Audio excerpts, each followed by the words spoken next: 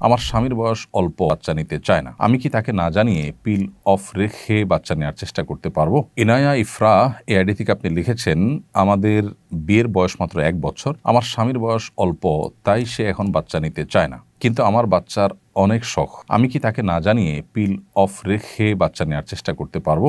বোন ইনায়া ইফরা, আপনার প্রশ্নের উত্তর হলো, আপনার স্বামী তিনি আপনাকে সন্তান গ্রহণ থেকে কোনো যৌক্তিক কারণ ছাড়া নিবৃত্ত রাখতে পারেন না।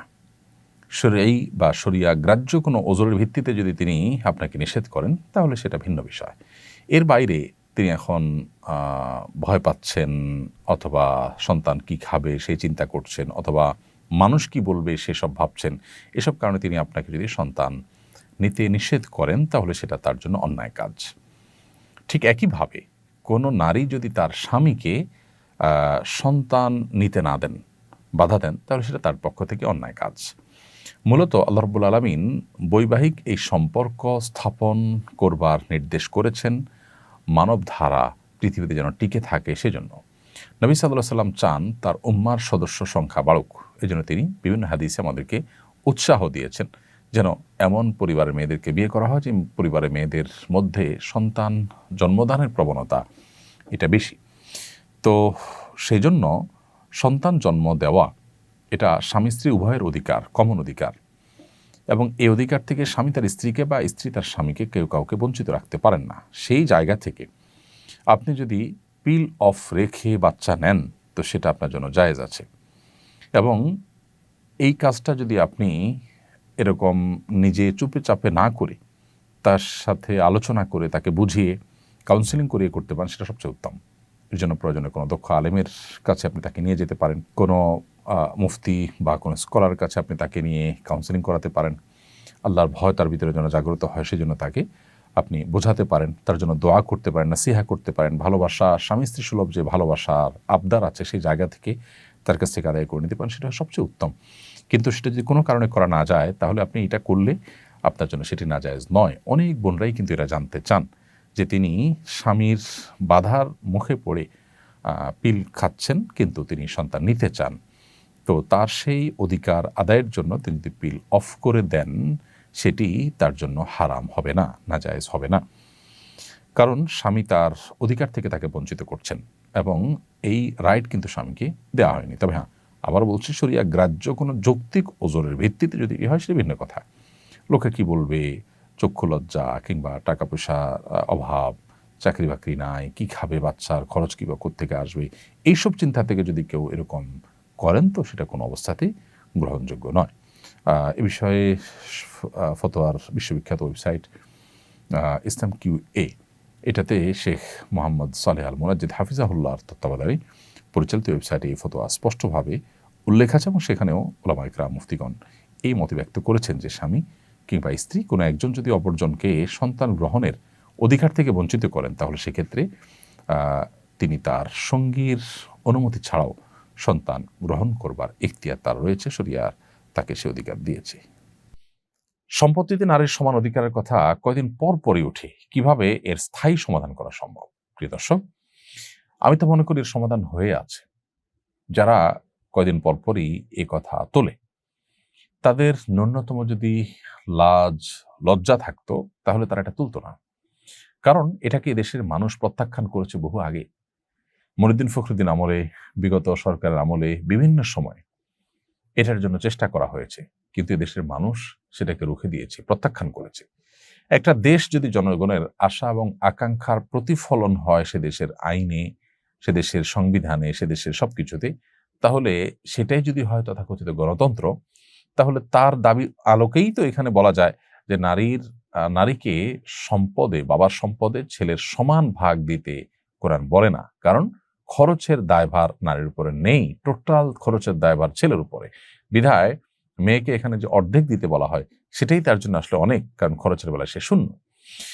তো যারা এখানে সমান সমান দেওয়ার কথা বলেন, এবং তারা মনে করেন যে নারীকে বোধহয় সমান সমান দিলে তিনি স্বাবলম্বী হবেন, পুরুষের টর্চারের থেকে তিনি রক্ষা পাবেন। অনেক পুরুষ খারাপ, তারা সামান্য একটু ভরণ পোষণ দিয়ে স্ত্রীর উপরে জুলুম করে, সেটা আর সইতে হবে না যদি বাবার সম্পদে ডাবল সম্পদ পান।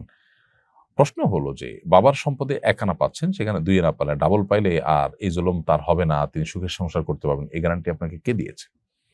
আমরা তো দেখি যে সমস্ত মেয়েরা সচ্ছল, যে সমস্ত মেয়েরা নিজেরা উপার্জন করছেন, চাকরি বাকরি করছেন, তাদের দাম্পত্য জীবনে অশান্তি আরো বেশি। তারা তো বরং পারিবারিক জীবনে সুখ শান্তিতে কম আছে। প্রত্যেকটা জরিপ এবং প্রত্যেকটা সার্ভে এই তথ্যই দিচ্ছে আমাদেরকে। তাহলে বোঝা গেল যে নারীকে সম্পদ এর ক্ষেত্রে বা ভাইয়ের সমান বোনকে যদি দেওয়া হয়, তাহলেই শুধুমাত্র এই সমস্যা দূর হয়ে যাবে, তার জুলুম কমে যাবে, তা কিন্তু নয়। বরং যেটুকু শরীয়ত তাকে দিয়েছে সেটুকু যদি তাকে আদায় করার ব্যবস্থা থাকে, যেমন বাবার সম্পদে তিনি পান, মায়ের সম্পদে তিনি পান, ভাইয়ের সম্পদে তিনি পান, বোনের সম্পদ তিনি পান, স্বামীর সম্পদ তিনি পান, এবং সন্তানদের সম্পদ তিনি পান, মোহর হিসাবে তিনি পান, তার এই সব পাওনাগুলো যদি আদায়ের ব্যবস্থা থাকে, তাহলে সেটা দিয়ে কিন্তু তিনি স্বাবলম্বী হতে পারেন, নিজের পায়ে নিজে দাঁড়াতে পারেন। নারীকে সম অধিকার দেওয়ার কথা বলে মূলত সমাজকে পরিবারের যে বন্ধন আছে, আমাদের পারিবারিক যে সুখ আছে, এটা দূর করার অপপ্রয়াস চালাচ্ছে এক শ্রেণী মানুষ। কারণ তখন পশ্চিমাদের মতো পরিবার ব্যবস্থাপনা থাকবে না, এবং এর কুফল আমাদেরকে ভোগ করতে হবে। আল্লাহ তাআলা আমাদেরকে বোঝার তৌফিক দান করুন। রোজিনা আক্তার, আপনি লিখেছেন, আমার বিয়ে হয়েছে 9 বছর আগে পারিবারিকভাবে, কিন্তু আমাদের কাবিন হয়েছে মুখে মুখে, কাগজ কলমে নয়। এতে কোনো সমস্যা হবে কিনা? শরীয়তের এই দৃষ্টিকোণ থেকে তো কোনো অসুবিধা নেই। আপনার 9 বছর আগে পারিবারিকভাবে যে বিবাহ হয়েছে, এর মাধ্যমে আপনারা স্বামী স্ত্রী হিসাবে গণ্য হয়ে গেছেন, এবং পরস্পরের যে হক বা কর্তব্য আছে সেগুলো আপনাদেরকে ঠিক আদায় করতে হবে, এবং মুখোমুখি যে কাবিন হয়েছে তার মাধ্যমেই আপনাদের বিয়ে সম্পন্ন হয়ে গেছে। এখন নতুন করে আপনাদের আর শরীর দৃষ্টিকোণে কিছু করতে হবে না। তবে আপনার কাবিননামা যদি পূরণ করা না হয়, লিখিত যদি না হয়, তাহলে সেক্ষেত্রে প্রচলিত আইনের লঙ্ঘন হওয়ার কারণে আপনি বিপাকে পড়তে পারেন, সেটা ভিন্ন বিষয়। জান্নাত চৌধুরী আইডি থেকে আপনি লিখেছেন, চাচা শ্বশুরের সঙ্গে কি পর্দা করা যাবে? উত্তর হলো, পর্দা করা যাবে নয়, বরং পর্দা করতে হবে। চাচা শ্বশুরের সাথে পর্দা করতে হবে, চাচা শ্বশুরের সাথে আপনি দেখা দিতে পারেন না। একজন নারী হিসাবে আপনার স্বামীর চাচা, তিনি আপনার গায়ের মাহরাম, যার কারণে তার সাথে আপনি পর্দা মেনটেন করে চলতে হবে।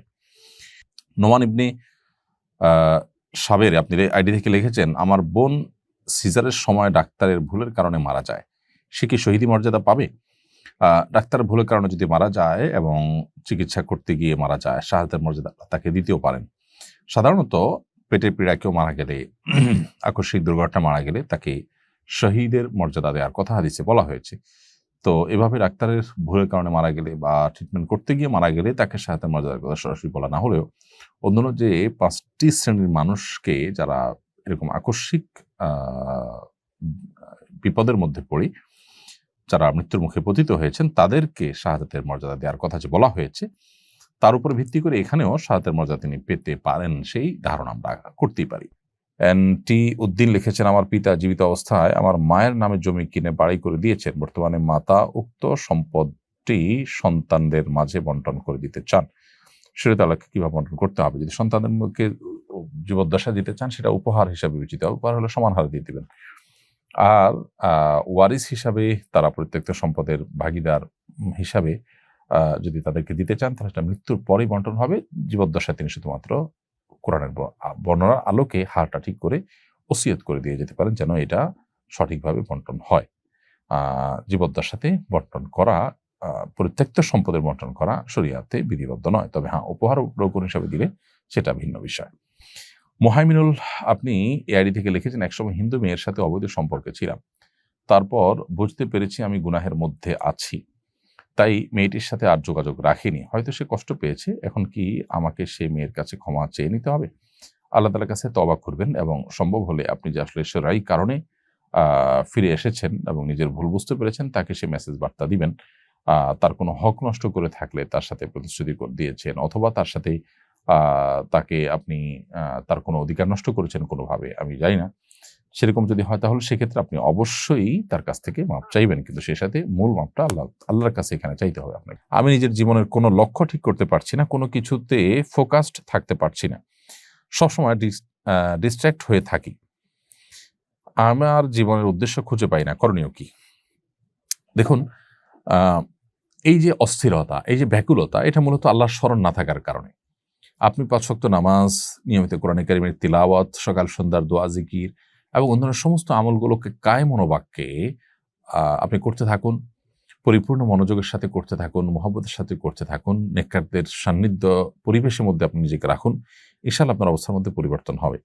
সেই সাথে আল্লাহ সুবহানাহু ওয়া তাআলার কাছে আপনি বিশেষ কিছু দোয়া নিবেদন করতে পারেন। হিসনুল মুসলিম, রাহে বেলায়েত, আরও দোয়ার যে বইগুলো আছে সেগুলোতে আপনি আপনার এ জাতীয় পরিস্থিতির জন্য মানসিক প্রশান্তি, স্থিরতা, এগুলোর জন্য আপনি অনেক দোয়া পাবেন। সেই দোয়াগুলো আপনি নিয়মিত পড়তে পারেন, আল্লাহর কাছে সেগুলো নিবেদন করতে পারেন অর্থ বুঝে।